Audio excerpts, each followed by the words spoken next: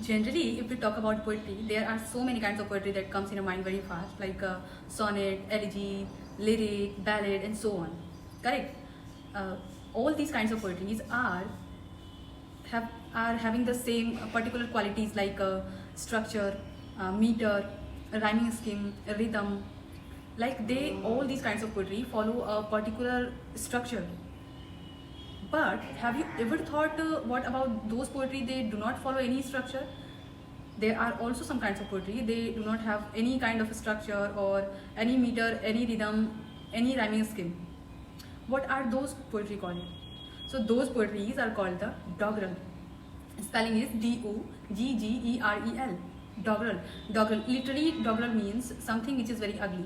But in terms of poetry, in literary terms, doggerel is a kind of poetry which do not have any structure, any rhythmic tone, nothing. Structure means nothing in this kind of poetry. And purpose of this poetry is only for humor. And this poetry is made for humorous situations and for humor only, using very rough and very awkward kind of language, no any theme, no any structure. This is doggerel. Examples are not generally asked in the examination, so there's no need to remember that. But this term is very important, frequently asked in the examination.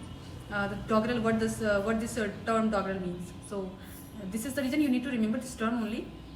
And examples are not very important, so you just can skip that. That's a very short and easy term to understand.